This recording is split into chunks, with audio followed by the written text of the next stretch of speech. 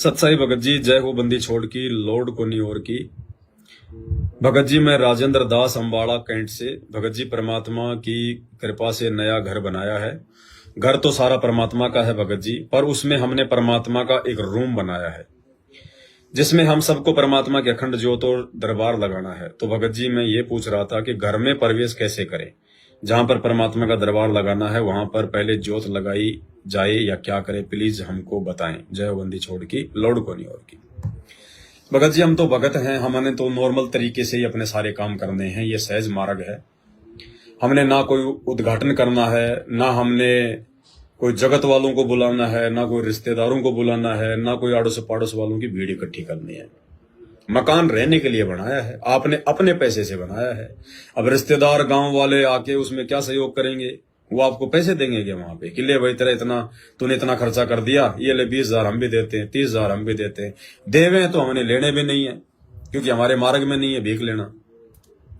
तो मकान आपने रहने के लिए बनाया है, अपने गुरुदेव भगवान के आशीर्वाद से आपका मकान बना है।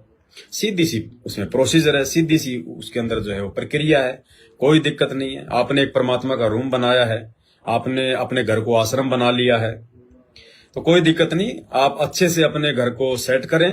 आप अपने घर में सामान वगैरह जहां जहां भी आपने कूलर पंखे फ्रिज वगैरह सेट करने हैं, आपने जो भी अपना बेड बार्ड सोने का जो भी खाना पीना सेट करना अपना सेट करो। अपने परमात्मा का दरबार लगाओ, परमात्मा का दरबार सेट करो, कोई दिक्कत नहीं है।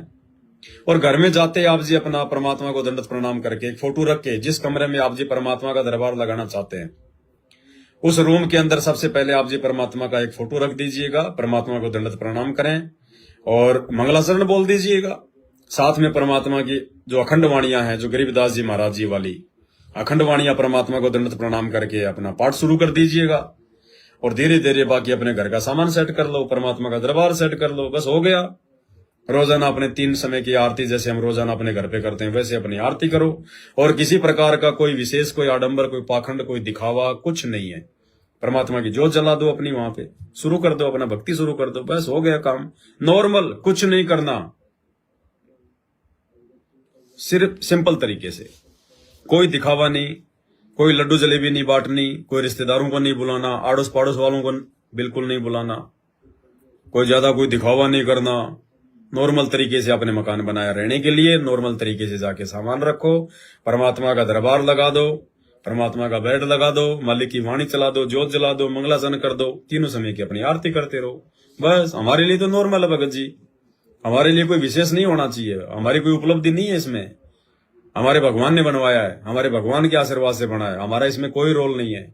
और मान बढ़ाई और दिखावे से परमात्मा नाराज होते हैं, हमने दूर रहना है, नॉर्मल तरीके से काम करना। हमने इस परमात्मा की मंगलाचरण से बढ़ के कोई भी उद्घाटन का कोई मंत्र नहीं है। मंगलाचरण का मतलब है मंगल ही मंगल होना, मंगल ही मंगल होना, इससे बढ़कर कोई मंत्र नहीं है। सब मंत्रों का मूल मंत्र बताया परमात्मा ने मंगलाचरण को। तो हम खुद ही पंडित है भगत जी, हमने पंडित बुलाने की जरूरत नहीं है। परमात्मा कहते हैं कि पंडित सोई जो पिंड की जाने। सबसे बड़ा पंडित वो है जो अपने शरीर के बारे में जान गया, जो परमात्मा के बारे में जान गया, जिसको सत भक्ति प्राप्त हो गई। उससे बढ़कर कोई पंडित नहीं है धरती पे। बाकी ये लाल तिलक लगाने वाले, भगवा पहनने वाले पंडित नहीं है, ये कसाई है भगत जी। ये गुटखा ये खाते, शराब ये पीते, बीड़ी ये पीते हैं, झूठ सांच ये बोलते, 100 काम उल्टे ये करते, ये कहीं के पंडित है? ये तो खाली दिखावे के पंडित है। सबसे बड़े पंडित संत रामपाल जी के भगत है, जो मर्यादा में रह के भक्ति करते हैं। पंडित सोई जो पिंड की जाने।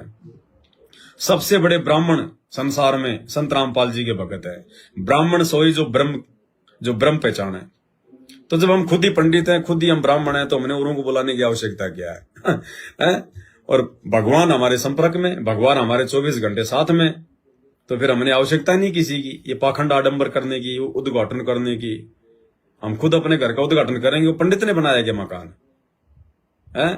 वो पंडित ने हमारा लेंटर डाला है क्या? वो तो खाली फोकट में 1000-1500 रुपए लेके जाएगा फालतू में, उल्टे सीधे मंत्र बोल जाएगा। नहीं नुकसान होना हो तो भी हो जाएगा, क्योंकि वो तो शास्त्र विरुद्ध काम करेगा। तो शास्त्र विरुद्ध काम करेगा तो वहां तो फिर अनर्थ होगा। तो हम खुद ही पंडित हैं, खुद ही ब्राह्मण हैं। भगवान हमारे घर में विराजमान हो गए, वो पंडित क्या करेगा? सबसे बड़ा पंडित, सबसे बड़ा ब्राह्मण हमारा भगवान, उसके बाद हम हैं। तीसरे की आवश्यकता क्या है? तो आत्मा और परमात्मा के बीच में कोई एजेंट नहीं, कोई ब्राह्मण नहीं, कोई दलाल नहीं, नॉर्मल तरीके से परमात्मा का सहज मारा गया।